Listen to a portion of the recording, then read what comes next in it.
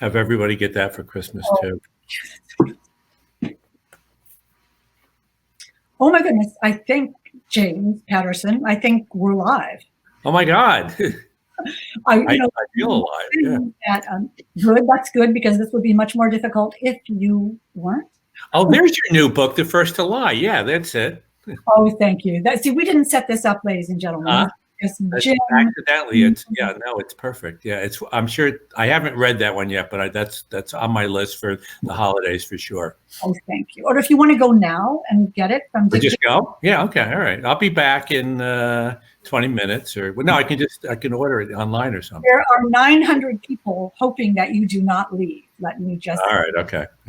Let me welcome you all tonight to this wonderful event. As I said, there are close to 900 people now, which is amazing, but it's not really surprising, because tonight we are celebrating James Patterson, and who wouldn't want to do that? It's incredible. Quickly, I'm Hank Phillipi Ryan, the USA Today bestselling author of 12 Mysteries and the investigative reporter for Channel 7 here in Boston. You can see the Emmys behind me. And my book, The Murder List, just won the Anthony for Best Novel of the Year. And my new book, as James just said, which is so wonderful, is The First to Lie. So happy about that. And enough about me. I'm so delighted to introduce James Patterson, who I have to say is the world's easiest person to introduce, because he is simply the world's best-selling author. And, it just doesn't get better than that. Welcome. It's a little sad, but, whatever. How is it sad for all the rest of us who are not the world's best-selling author? No, just for our society, I tell you I'll get into it later, but go ahead. Yeah. So what are we going to talk about? Well, it's interesting, because when we were last together talking in Dallas, I think it was, and I asked the audience, I said, raise your hand if you've read a James Patterson book. And hundreds and hundreds and hundreds of people, everyone raised their hand. And I know that if we did that here tonight, everybody would as well. But what do you think about that? I tend to just think I'm very lucky, and some parallels to Lennon, I think, in the sense that he just considered himself to just be an average person that happened to be able to write songs very well. When he did that thing, we're more popular than the Beatles or than Jesus. I don't think he was bragging. I think he was basically saying that's crazy. That's insane that the Beatles would be more popular than Jesus. I don't think he meant to offend anybody. And a similar thing with me, they did a poll in England, and in England, I was more popular than William Shakespeare. And that's stupid. That's like crazy. Have those people never, you think people in England are smart, but that suggests that maybe they're not as smart as we think they are. You know what they meant? They meant that you have caught the popular imagination, that you know how to tell a story like Shakespeare did, like the Beatles did. I mean, their songs are stories about life, stories themselves.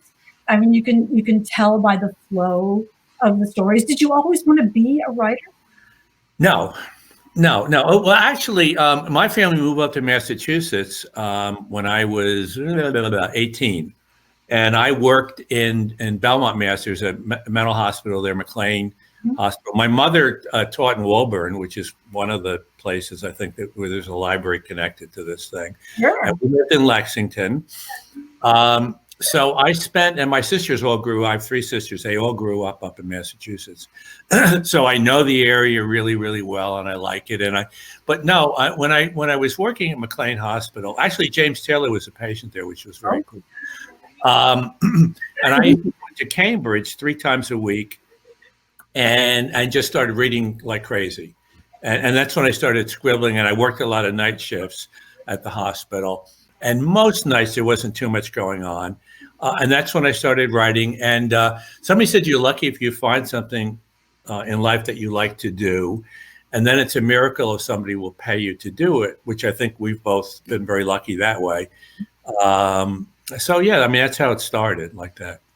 And so when you realized that you loved to read and loved stories, what was the moment that you thought, I could write a novel? What happened then? When was that even? I just started writing a lot of short stories. I mean, like crazy. I just write a lot. When the first book was the Thomas Berriman number, which was turned down by 31 publishers, it then won an Edgar for Best First Mystery, which is crazy. And I remember going out to lunch with the editor, and he had just gotten a quote from John D. McDonnell, who was a very, very famous mystery writer, really, really good, out of Florida. And he said, I'm quite sure that James Patterson wrote 1 million words before he started this novel. That wasn't actually true because I was a baby. I was like 25. Oh. So I hadn't written a million words. But I had been, and it was all short stories. And that was the first time I tried to actually write something longer, which was this first novel of Thomas Berriman. The Thomas Berriman. Yeah. Is downright innovative. The structure of this book is innovative. It's not a cookie cutter book in any way. There are some real thoughts that went into this novel. Did you feel? I mean, it won the Edgar for Best First Novel. That's a big deal. What did you think about that? The language is good. I think the story's okay. It's structurally, it is different. It's more ambitious. It is ambitious. Yeah, I mean, the one book that I've done in recent years that's also very ambitious, which is my favorite, is The Black Book. That one's another one where the structure is a little different, and I like that a lot. Well, David Ellis, your co-author, on the book. Exactly. Screw him. David Ellis. The whole thing. I love David. David's wonderful. He's a judge, right? He's a great man. He's a great guy, but that book is also innovative. It's one of the only books I've ever read where there are actual jokes in the book that are seamlessly woven into the narrative of this murder mystery. Yeah, you should read my kids' books. Kids' books are pretty funny. Potty Mouth and Stupid. It's genuine. It's a very funny book, even funnier than The Black Book. But both of those are about the power of words. Sure. Stupid is about the power of words. Black Book is about the power of words, and your storytelling is about the power of words. Yeah, the power of stories. I mean, that whole. I mean, when I write a book, I pretend there's one person sitting across from me. I don't want them to get up till I've finished, and I think that's the strength and the weakness. The strength is that I'm so conscious of they're going to get bored or whatever. So I really keep at them. But that's also the weakness in terms of, you just, trust that they're going to stay with you. Well, I said this fabulous ad in the New York Times, which is quite astonishing. And it said, you were quoted as saying, every time I sit down to write, my goal is to tell a story that's almost impossible to stop reading. And so, asking for a friend here, how do you do that? As I said, you just get a sense. You know how it is. You're doing the same thing on some level. You don't want to bore people. You're used to. From your days on television where they give you that 2 minutes or 3 minutes or whatever the heck it is, and you got to hold them for the story. So it's kind of the same, similar thing. But I love doing it. I love telling stories, and it's different. With the Lennon book. It's nonfiction, and I wanted to write nonfiction that's a little different. And a lot of nonfiction, especially like books that have been about Lennon and the Beatles, a lot of it's written by rock journalists, and they want distance. They want that because they think that's a wonderful thing, and it's fine. But journalists do that all the time. I don't want distance, man. I want to get right in there. I want to feel it. I want to feel Lennon. I want to feel Chapman. I want to, but it's and tell the stories, and it's scene after scene after scene after scene, Well, this is so novel-like, even though it is, the extensive research in the back. The bibliography is astonishing, but the research and putting people right there with the Beatles, it's not, it's basically the story of John Lennon and the Beatles with Mark Chapman woven in. Sort of looming antagonist. Talk about how you decided to do it that way. Well, initially, I worked with actually two guys from up there, Casey Sherman and Dave Wedge, and they did a lot of the early research and did a draft. Their draft was, and this is a valid way to look at it, it was very heavy Chapman, Lennon, Chapman, Lemon, and I just didn't feel Chapman was all that interesting. And that's when I decided that the finished book, we were going to do some of this back and forth between Chapman and Lennon, and a little like the Versace, when they did that TV thing, which is pretty interesting. But I also wanted to tell the story of the Beatles, and I wanted to tell a little bit the story of Yoko Ono and John, which I think, at the time, a lot of people didn't approve of that love story. They didn't think that they were right together. They blamed her for breaking up the Beatles, which wasn't fair. I think John is the one that decided he didn't want to be with the Beatles. He wanted to be more of an artist. He wanted to explore more. And I think that was part of why Yoko was perfect for him and he was perfect for Yoko. When my grandson was born. Pardon me? When my grandson was born 16 years ago, I said to his mom, you have a big responsibility here with Eli. We've got to make sure he knows about the Beatles. And I think that one of the things about this book is that there are people who really don't understand how groundbreaking. Yeah. Oh, yeah. No, unbelievable. Well, every once in a while, every 20 years or so, Elvis Presley, somebody comes along and they do something that's special and they catch the imagination of people. And it's pretty extraordinary. And I think deservedly so. I've been doing a bunch of radio stuff, and one of the radio Beatle mania kind of people, and he said he had talked to Emerson, Lake and Palmer, one of them, I think Emerson, Lake and Palmer. And Lake, I think it was Lake, and he was saying that, he said, we got like 4 or 5 songs that people know, and that's it. The Beatles have like a couple hundred songs that we know. It's just extraordinary. Ringo said that he said that, like every other day, somebody would show up with another song, one of the Beatles. And interestingly, when they started, they were babies when they went over to Germany. But when they started out, none of them could read or write music. Which is so incredible. And now we all know all the words, right? We know all the words to do it. And the melodies. Yeah. Remember when you heard your first Beatles song? Oh, I totally do. I was on my way to high school, and I was driving this old Rambler, awful old car, and I had some other kids with me. And the DJ who was out of New York City came on and he said, there's this band and they're really popular over in England. I don't think they're going to make it here, but I'll play a couple of the songs anyway. Because those were the days when you get the 45 and it would have the 2 hits on it, And he played I Want to Hold Your Hand and She Loves You. And we're in a car going, I don't know, man, it sounds pretty good to us. And then by the end of the week, the 2 songs were number 1 and number 2. They did. I remember so purely hearing "I Want to Hold Your Hand" for the first time, because the rhythm and the feel of that music was very different. And then song after song after song, it had the Beatles, and the harmonies, and they were very, and they got more experimental with time, but they were spectacular. And I'm a rock and roll person anyway. I was an usher at the Fillmore East, which so I saw Jimi Hendrix and Jefferson Airplane and all that, whatever.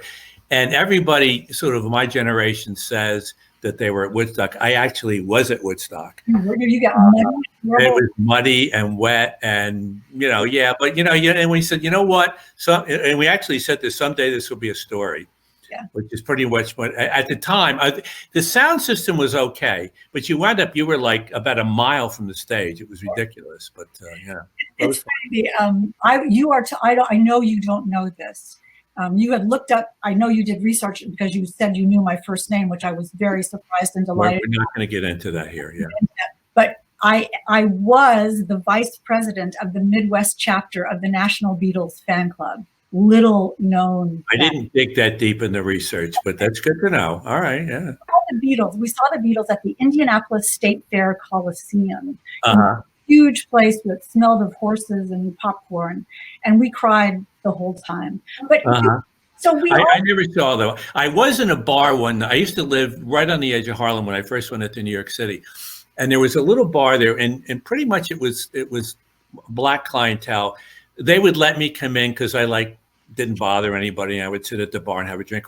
And one night and there was like 30 people in there, and they had a little combo in the back. And in comes Joe Cocker. Wow. Joe Cocker goes with the band and he sings for like 2 hours for the 30 people in the bar. It was unbelievable. Amazing. I love that stuff. I mean, you never forget those things. No, those moments in time, amazing. But to talk a little bit about the goal of the last days of John Lennon, what do you hope people will take from this? I just felt that for me, the story hadn't been told in a way that I could respond to. And that's nothing. I mean, a lot of these books are just fine and dandy, but not intimate the way I like to do stories, and not scene after scene after scene. I try to do the same thing with the House of Kennedys. I did a book about the Kennedys, and the same thing. It's just scene after scene after scene. So that was a piece of it. You mentioned the idea of the Beatles being forgotten. I did a book with Kwame Alexander, a kid's book called Becoming Muhammad Ali. And it's about when he was a kid in Louisville and he was Cassius Clay. And a teacher from Michigan sent Kwame and I a video, and he said he loved the book. And he exposed the thing to the 26 kids in his class. None of them knew who Muhammad Ali was. So that's the kind of thing when we talk about, like, who are the Beatles, whatever. Fortunately, the songs, people keep playing the songs, so I think they're gonna be in pretty good shape. Did you ever see the movie yesterday about what? Yeah, I love that. I love that. Did you? I cried for about 3 days. I don't remember. I only cried for an hour. No, I don't know. But I did like the movie very much. I thought it was. It's sort of what you're saying is, what if there hadn't been the Beatles? Yeah. And it was also one of I love wish fulfillment stuff anyway. Yes. And, so this guy was the dream. Come true. Let me talk to you a little bit about your new deadly cross. And with a nice black cat. Ooh, scary. That is scary, and it's very elegant and classy. Just like one of the main characters. Well, I won't know how long she lasts, but in the book, this is all very Washington, and then moves to Alabama. So you have these dual worlds at play in this. But let's rewind. This is book number 28? I don't know. I lose track. I'm not a numbers person. Okay. Well, I'll tell you. I think yes, 28. Okay. I believe you. When you wrote the first one, was it supposed to be a series? No.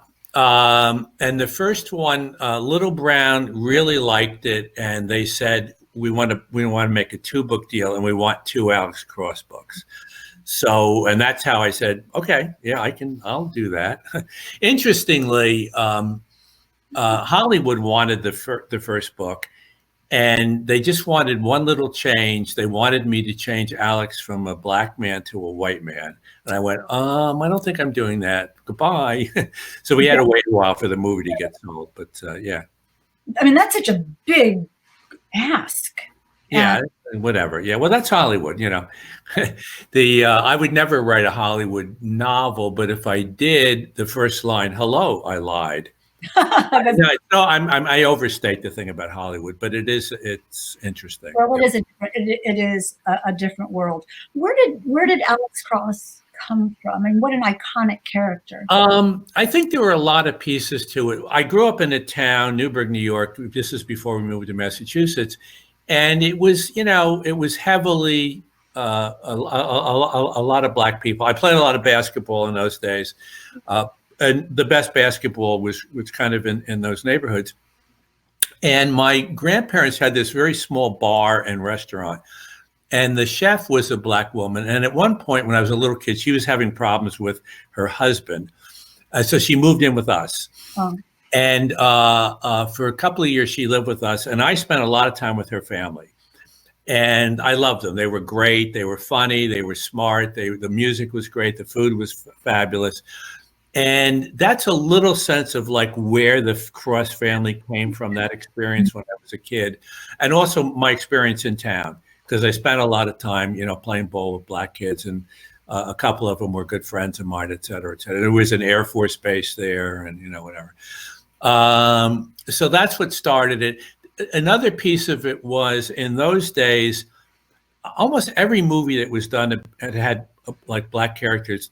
It would be somebody with a boom box. And I'm going like, no. I mean, there are some people, but that's not so I just wanted to write something a little different. because the atmosphere in the Cross family is so loving and so respectful, Yeah. sort of confident and careful. And Alex himself is such a good guy.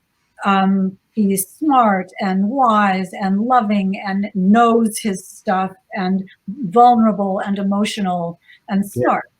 And he's a little bigger than life, which is fine. I'm not, every once in a while somebody will say, oh, a critic will go, it's not realistic.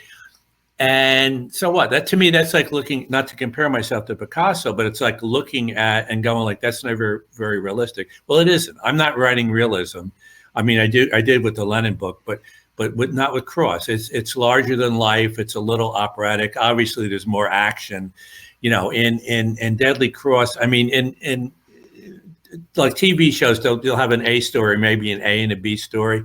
Like in Deadly Cross, I have an A, B, C, D, and E story. I mean, it's just there's a lot going on, and I do that. I don't care. There is a lot going on if you technically wrote it out, but as you're reading the story, it's just like real life. Real life has a lot of elements to it, and this thing happens, and especially lately.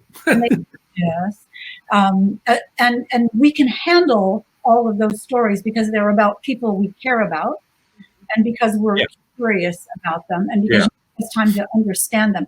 It's like, I learned something from you, and I'll show you this yellow sticky that I have on my computer, which I look at when I'm writing, which says, can you read it? It says, "Be there." Oh yeah, that's my thing. Talk about this. Talk about that a little bit.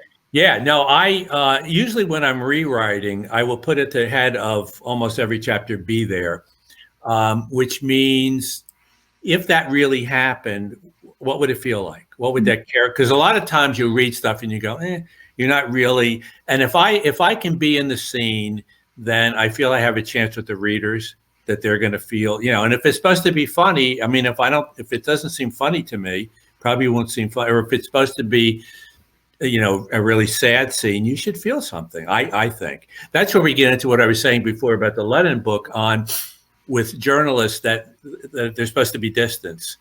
And that's fine, but I'm not into distance. I'm into no, let's really get into it and be more, intimate with the story, et cetera. Now, and I'll come back to Alex Cross, all of you who are asking questions about Alex, but you do have this connection with John Lennon in several different parts of your life. Yeah, no, we were saying before we came on, our house in Florida is attached by a bridge to the house next door. John Lennon and Yoko lived there. They owned that house, and they were refurbishing it when he was shot. I was living on Central Park West when John Lennon was shot. I was living like 8 blocks away from the Dakota, and I went up there that night, and it was horrifying. I mean, people were singing Beatles songs and Lennon, and John Lennon songs. I think everybody was in shock. Obviously we'd gone through a JFK, Bobby Kennedy, Martin Luther King, et cetera. But those are politicians, not that they deserve to be shot, but it was a little bit more. This thing was like, seriously, why? And then in Central Park, a few days later, they had that big 70 or 80,000 people mourning John Lennon, and somebody was holding up this big sign that just said, "Why?" And I think that's what we felt. That's what I felt when I went up and stood outside the Dakota. Why would somebody kill this guy? This is like insane. Which it was. I mentioned like I had worked at McLean Hospital and James Taylor being a patient there. And in the book, Chapman ran into James Taylor, I think it was the day before he shot Lennon, in a subway. And Taylor remembered it. And he said that this guy had come up to him and he was like talking a mile a minute. And Taylor said, I was in a mental institution and I felt that this guy belonged in a mental institution, and that was Chapman. Wow. His nerve endings were just open to that crazy feel that he must have. Yeah. Did he ever say why, Mark David Chapman? Did he ever say why? I think he said a few things. I think, as he's gotten more coherent in his time in jail, I think he's basically said, I wanted to be as famous as Lennon, and this was the only way I could get there. He seems to regret it at this point. Who knows? And I guess he's eligible parole and has been for a while. I know Yoko has fought against that about him ever getting out. I mean, when you did so much research for this book, and Paul McCartney agreed to be interviewed. Yeah, I think the McCartney thing was interesting. Actually, Casey and Dave are the ones that talked to him.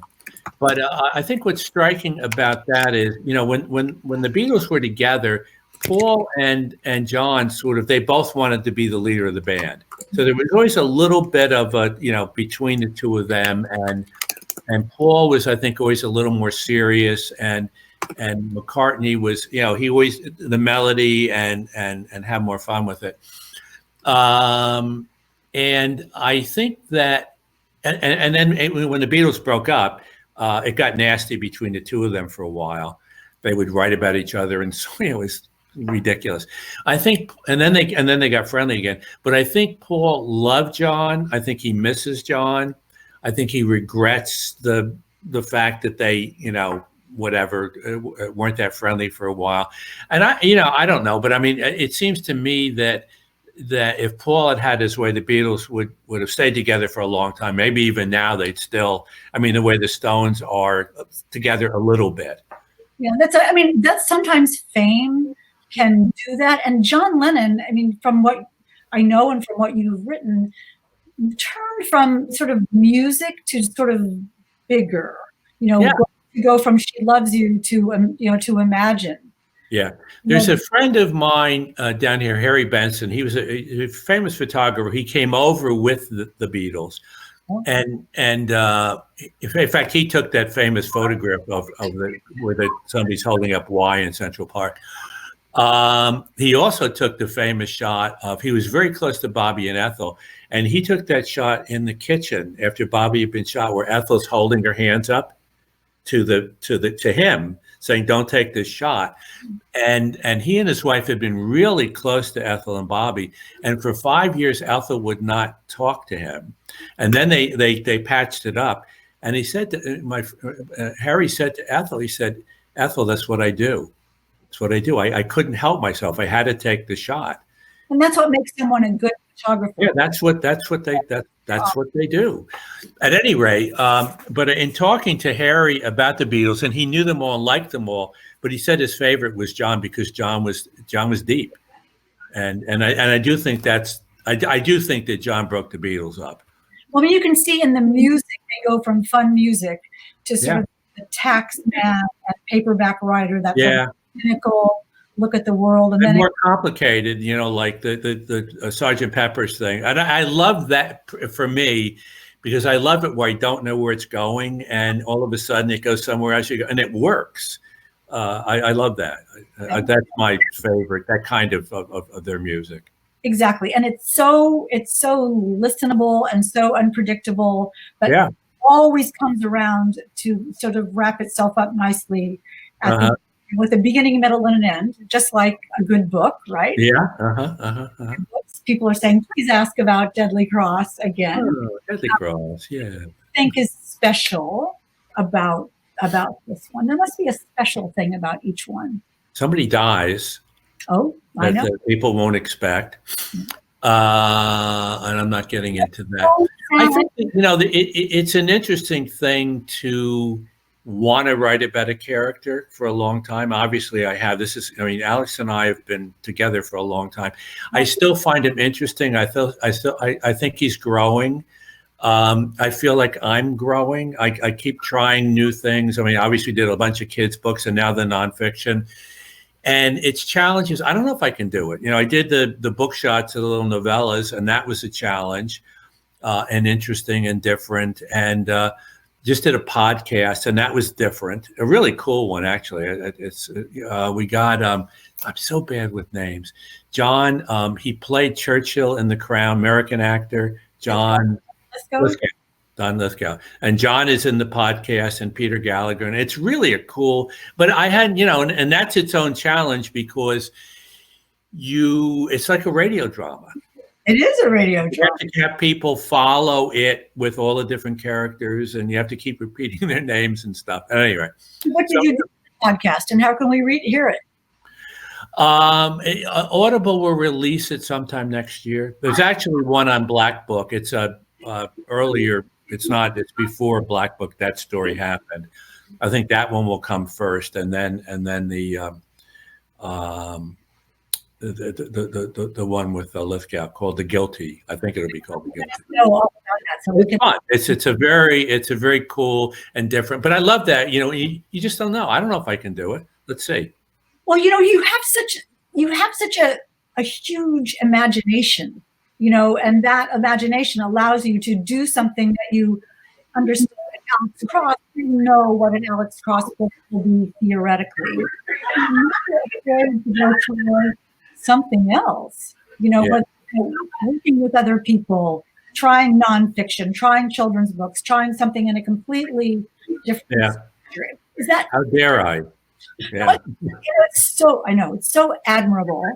So arrogant. So brave about it. You're so brave. Another word, yeah. You could have just done what you know will work. Yeah.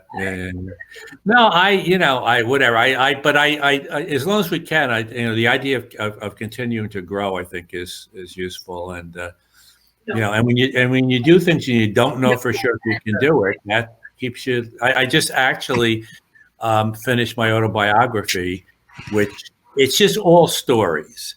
So it's not like it's nothing but stories. It's like, at the Fillmore East and whatever, and at McLean Hospital with James Taylor, and and they were all 3 or 4 pages. So it just keeps along. And I didn't, once again, that was another one. I don't know if I can make this interesting. I mean, John Lennon I can do because he really had an interesting life. I don't have a terribly interesting life, but I remember all the stories. I remember all the detail.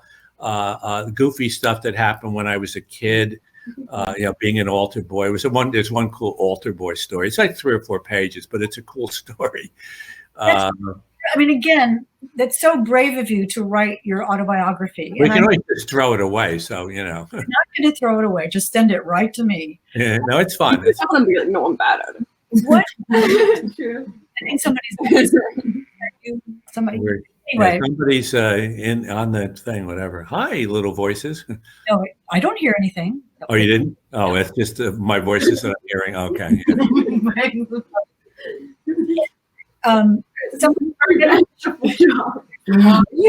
Everyone always says it, no matter who does it, it's a bad shuffle job. Let me just. I want to do it. Okay, somebody has to turn their mic off. Somebody on this has to turn their mic off. I don't know who it is.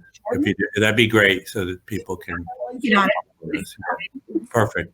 Oh, yeah, he loves Monopoly.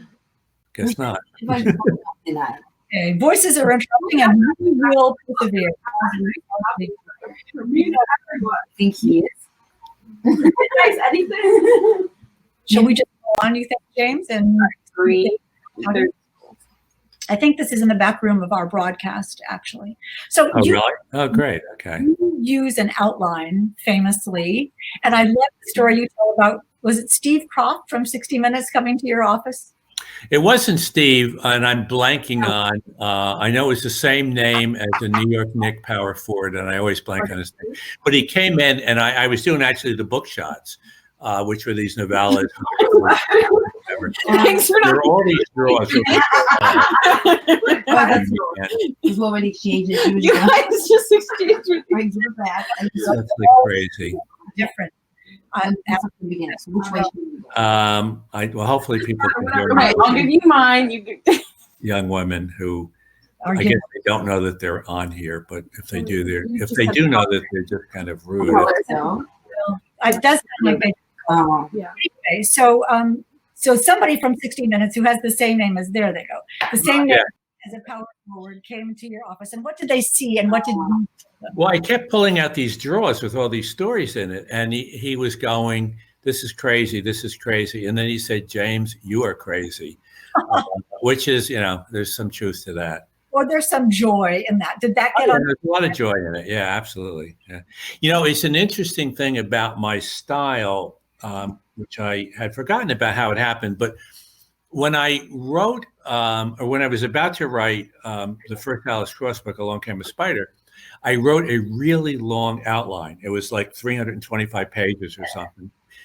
And I read it over and I went, "This is That's like bag of shit." And now she's just like, I filled it out a little bit, but it was short chapters. It was very storytelling.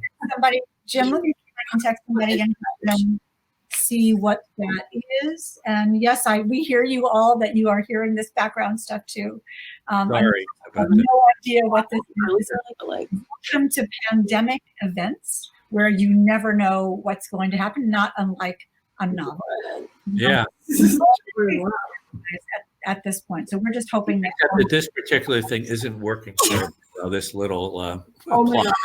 no, this one At is this point, I would do it just so I could meet him, but I wouldn't be alone. I'd be with my boyfriend. So Why would coordinate you it. subject to your boyfriend to I that? will pretend to Because be I the same think- emotion. I think intellectual Jesse- level. Well, they're certainly very clear. Whatever it is. get along with FM. The more I tell him stories, like You I- think Jesse would get along with that? because I think They obviously can't hear us. no. I think that's like I think Jesse would like think it was funny. Tell me more. Yeah. I would do it. Shall we go out and come in again? Or is that going to be a problem? I had stuff in I mind. think No. I was like, No. Are we going to try something Games. techy? We'll play different kinds of video games. Sorry, everybody who's listening. Or call it. Or He's someone- not. Teen girls talking about their boyfriends, right? Not to my knowledge. He does like take out. I mean, we all- Oh my God, Jesse, so cute. people Let's talk about their boyfriends. Oh, he's so pretty. I love him. Oh, the way he walks. are writing this all down, so maybe it'll be a good short story at some day. It's going to be a bad short story. Just tweet everything. So you were talking about and how you have all these outlines. Keep having ideas and ideas and ideas. So you're gonna behave crazy at the I rest. didn't kind of get all of that, unfortunately. Really, you can't hear me over whoever it is chit-chatting about their boyfriend. I don't know. I would just like talk like a fan. Knows why this is happening. Could you let us know? And we have no idea what it is, but we have been through worse, have we not, Jim? We have. We've been through worse today, probably. That's true. So what I'd love to know is in those outlines, is it just like a shorter version of the book, or does it set up Alex? Well, the first one that, for Along Came a Spider, it was really very long, but that's where the style came from, the short chapters and everything. And somebody was telling me when he did that in Nebraska, and he carried it around. He did this, just rough guitar tracks, and he carried it around for several months. And then, no, this is it. This is the album. This is rough, which is kind of similar to what I wound up doing. That dinner. Fairness. Can you talk and see if I can get the Without all of you over, like you will think one thing's happening, you'll think one thing's happening, and it'll just be all my plan. Nobody will know what's going Yeah, on. then FM will come up to me and grab me and try and kiss me, and Jesse will punch him in the face, and then Margot will be like, "Oh no!" But she's stirring the pot with a big wooden spoon. and they were going to remember that we were on the same side. Hey, everybody see what's happening. Thousands of people will say that they were here. Yes, we do have. He'll be like, no, Jesse wants like a cuck situation. So Yes, yeah, exactly. I don't feel Connection? Question mark. awesome. That's You do have a point there. She gets that email. Are they making a suggestion? No, he'll think, oh no, he thinks it's fine if I have sex with his girlfriend. He wants that. So let's. Don't use Crowdcast hack. He thinks it's market. Cross connection. I will actually tell a family, your girlfriend, your Can they mute everybody? I don't know. Somebody's The Okay, never mind. We are not. Never mind. I know. No, I'm not having dinner with that. Jordan, if you can hear this, see if you talk Public to and Santino Lopez is present. He's my safety. Yeah. there obviously is a cross connection. Okay. What if you did it? What if instead of me and Jesse, it's me and Santino? stay going. The character named Jesse gets killed in an upcoming crossbook. We don't know why. Okay, well, we can have some fun with this. Yeah, we can. In fact, we're going to kill Jesse in one of Frank's books and in one of mine. Our next one will be First to Die. Can you mute participants? Jesse dies. Yeah, the new Alice Cross book. Yes, exactly. Barbara says this is someone's cell phone audio bleeding into the program and not one of the participants. Yeah, I can tell it's not one of the participants. Connection, Barbara. You're definitely right. And Donna is saying, I still think they're ghosts from McLean Hospital. And so, and Julia says, next book we get to kill Jesse and his girlfriend. So this is all fodder. Right. I don't think it's nobody would be close enough with the cell phone. Maybe, who knows, whatever it is. Crowdcast is going everywhere, and it's the pandemic, and we're always used to having everything go crazy at the slightest. I was reading an article once where someone said, gosh, someone saw the Loch Ness Monster. And the other person's like, yeah, so. So it's new, right? Yeah, we are getting a little blasé about stuff. This is true. Exactly. And Alex is saying this is a new radio play. So you were saying about and how they work, and how from the beginning when you wrote the first Alex Cross book, the outline turned out to be the book. You had written that it was a book. So you know the end as you. Usually not. I know the sense of the story. I know why I want to write the story. I usually I write an ending, and I usually don't wind up because too much happens in terms of writing it. Characters that sometimes I'll get to the end, I go, I can't kill off the bad guy. It's too interesting, or the bad girl, or whatever. Or a subsidiary character has come in and be, and taken up more than I thought they would take. Or so the endings change a lot for me. So that's interesting. So your outline, which you write with every time, is sort of just the skeletal structure of a living thing that you don't know. Chapter. It's all like in the usually a chapter would just be a paragraph, and it's the sense of what that's and it's almost always scenes. What happens in the scene? And somebody said if you can with scenes, and if you can write a beginning and an ending, you'll be seen as a really, really terrific storyteller. If you can actually put a middle, then you are, you win the Pulitzer Prize. Exactly. But I mean, but in reading, for instance, Deadly Cross, if you just sort of look at the first chapter of Deadly Cross, and the bookseller is saying they have Hachette is saying someone was removed. Yeah, I know they're gone. It's great. We love them, but we're not going to miss them, but so anyone that's still left, we'll try to make it worth your while here. So we'll stay on for a couple extra minutes.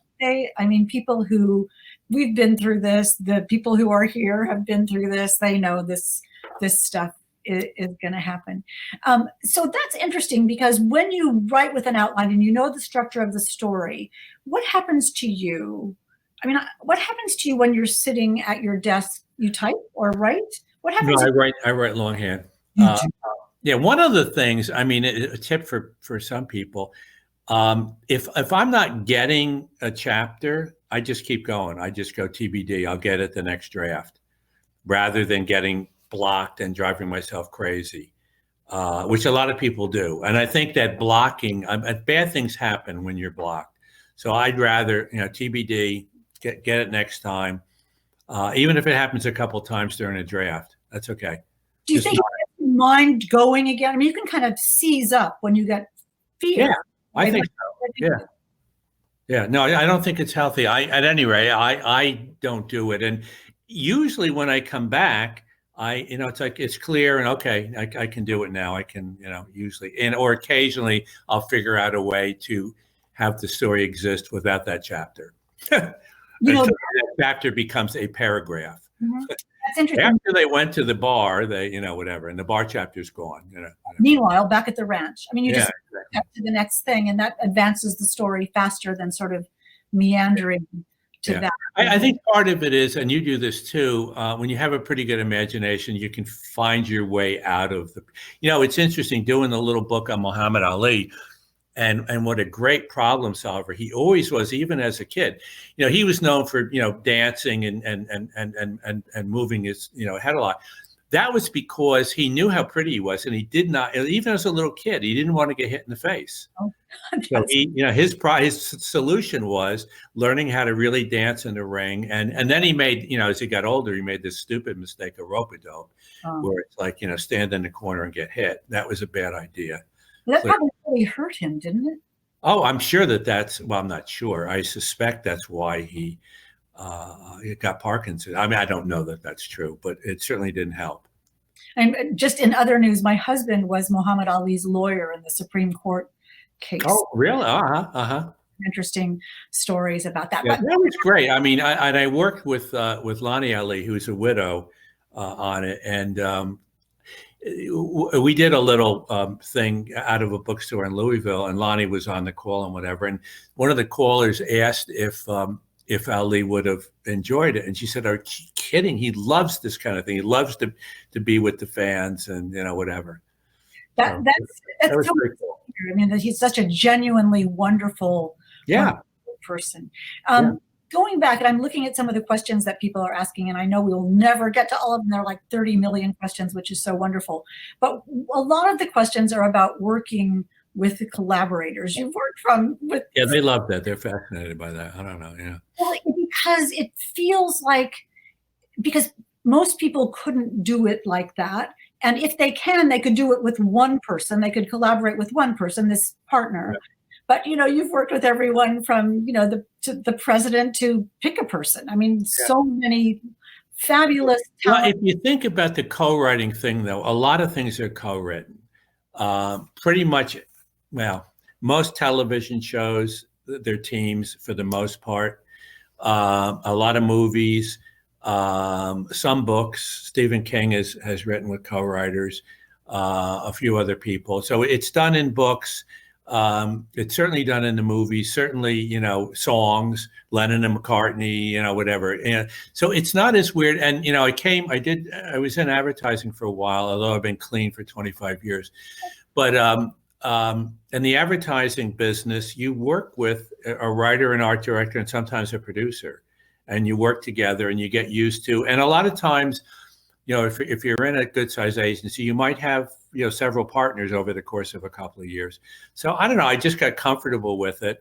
And, I haven't had any bad experiences that I can remember with co-writers. I mean, it's always. How does it work? And part of it is just understanding what the strengths and the weaknesses are of that particular co-writer. Some of them are really good stylists.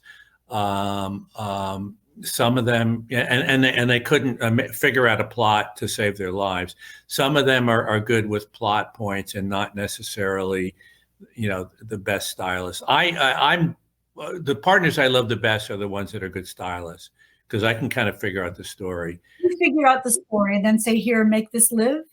Yeah. And then, and then it depends on the writer. Sometimes I rewrite a lot.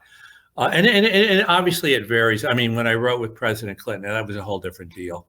Well, tell. Yeah, it was great. I mean, and we've become really nice friends. He sent me, what do they keep cigars in? Humidor. Yeah, humidor for my birthday. He knows I don't smoke. So I called him up and I said, "Well, you're the cigar expert. So do we put chocolate or bubblegum cigars in the humidor?" And he came back immediately, said, "Oh, you're definitely a bubblegum, because when you come of a certain age, you want to exercise the gums and stuff." So, so we go back and forth but it's a lot of fun, and I'm honored to be able to do it. And he was a really good partner. He was very respectful, but he chopped wood. He did his work. It was good. You hear his voice in the book. Yeah. You hear the parts that are President Clinton in the book, and that you might be wrong about which ones those are, but no. Yeah. Right about that. Yeah. No, you could be right. I don't know. Yeah. That's so. How, going back to Alex Cross, and people really love to hear about this. What is the future of Alex Cross? How do you see him growing and developing? I mean, the kids are growing up, and Nana. Yeah. Well, here's one of the tricks. I learned this. Actually, I mentioned John D. McDonald before, and he had a character, Travis McGee, and he was very smart in that even though the books came out once a year or twice a year, he never aged Travis McGee.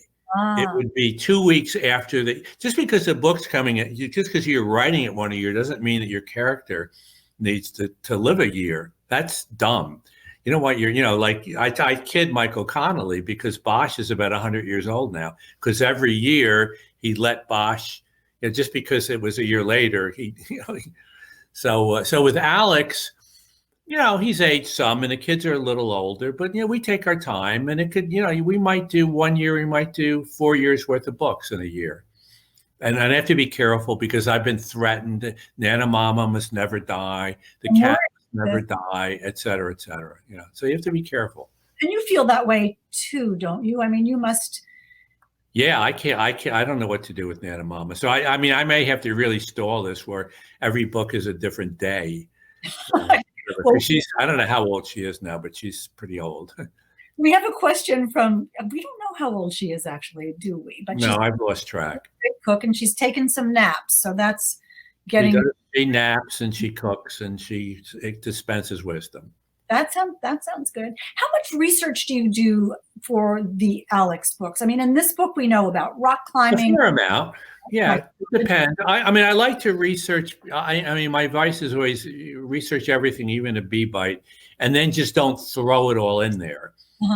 Just a little couple of sentences that capture the essence of whatever the heck that is. You see a lot of writers, well, not a lot, fair amount. You see them dropping the research.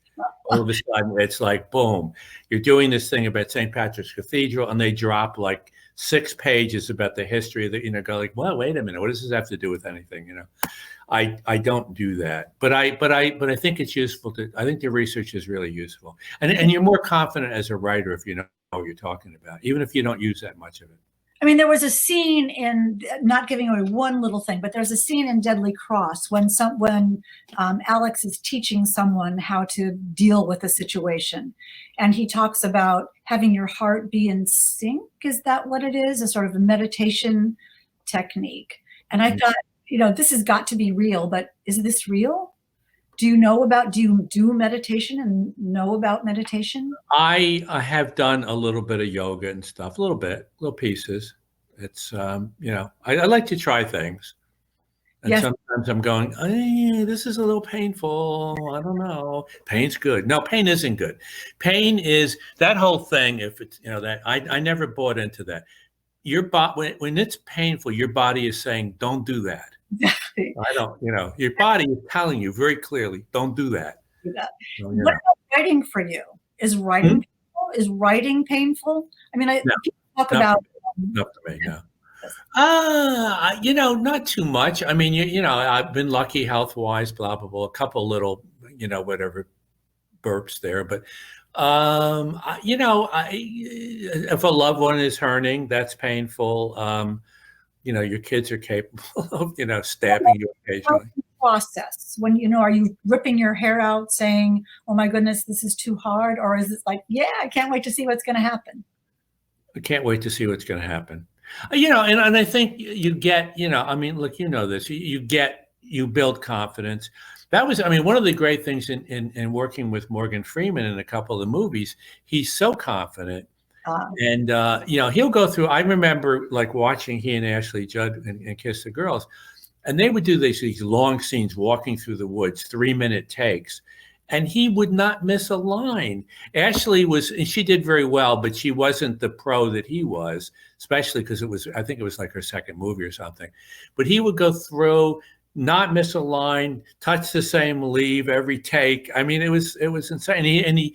And I said, well, what is that? He said, I'm so confident that I'm going to knock it dead. And he does. He did. How did you find him? Was he the first choice? How did that happen? I don't know if he was the first choice. I mean, this was Paramount, and Sherry Lansing was running this. She was great. Or she still is great. But she's not running the studio, but and I think they tried Denzel. And Denzel was interested, but he said, I definitely would never do more than one. Actually, Morgan said that, and then he wound up saying, well, I'll do another one.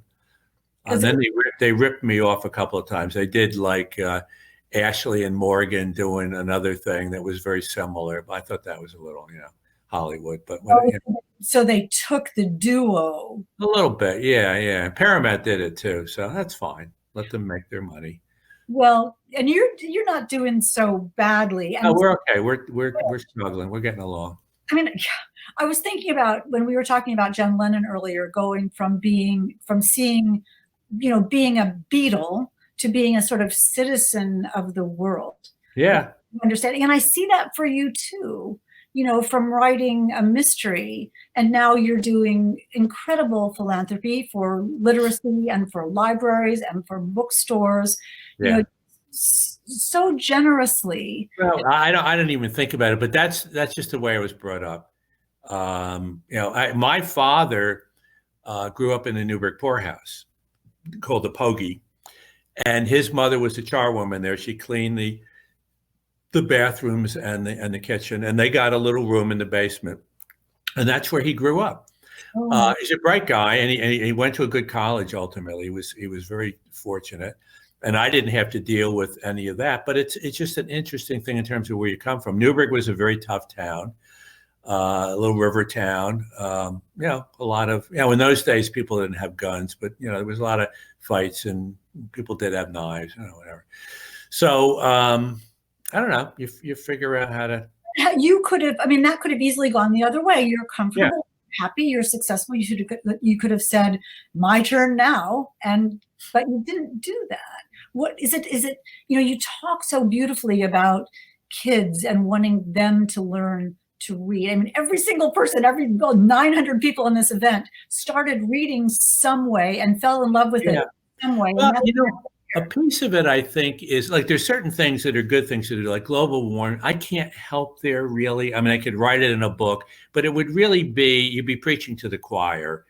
But I can actually affect getting kids reading and stuff. That's why I started writing the kids' books. And we have a program, we'll see what happens in Florida, where the percentage of kids reading at grade level in the country is under 50%, which is a disgrace. That's just hideous. University of Florida, where I have a connection, they've been working on a program. They have it up into the mid 80s. They figured out some things that make teachers even better teachers. So we have the vaccine. We know how to fix this problem. We know how to get it up into the 70s and 80s. That will save lives. That will get more kids to go through high school. It will ultimately affect the economy because when these kids grow up, they'll be able to get jobs or have a better chance at it. And the trick is now we have to get states to actually use the vaccine, because we can take this from under 50% and we can move it up into the 70s easily because we figured out how to do it. We have the vaccine. They're doing it in some schools in Florida now and in some schools in South Carolina, and we'll see where it goes. Because I bet you every person all the 900 people who are here, and you and I as well, could tell us a book that they loved as a child and a book that not that someone told them to read, but somehow they discovered and they loved and they thought, wow, this is a new world, and I'm in this now. Well, and one of the tricks is, unfortunately, in schools, they give kids too many books that they don't like. And they need to mix it up more. There are plenty of books that are really delights to read and they're good for you. And there has to be more of those, in my opinion, in schools. And it shouldn't be about turning kids off. It should be turning them on. And, English should be the class that they look forward to. I mean, yes, they have to learn some rules and there's a little bit of a drag. But so that's part of the game. But then let them read things where they're going, that was a cool story. I love that story. Rather than, we don't have to try to prepare everybody for Harvard. We really don't, and we can prepare them with sort of cool stories, We'll talk about cool stories. Our time is so up and it's crazy and it went by so quickly, especially with Jesse and the gang. But I want God bless them wherever they are. Good luck to them. I'm sure they're not reading, but everyone here should read The Last Days. This is where my camera is. The Last Days of John Lennon and Deadly Cross. They're both terrific books. Please. And behind Hank there, First to Lie, right to the side of her, next to one of her 1,000 Emmys. Yeah, another wonderful, and she's great. She's, like, I'm okay, but she's really good. She actually knows what she's talking about because she was a journalist and a reporter and all that good stuff. I just make stuff up. It's ridiculous. No, we're a good team. Thank you. Yeah. No, I love this, and I love as you said, we did that thing in Texas, which was a lot of fun. It was nice seeing you again. Nice seeing you. Have a great holiday season. Have a great Christmas, whatever you all celebrate. Celebrate everything, because really, why not? Yeah, I'm for that. Life is good, and we'll celebrate. And we celebrate you tonight, James Patterson. Thank you so much for being here. Thank you. And thank you all. Okay, be safe, everybody. Be safe, everyone. Stay out of the snow. Oh dear.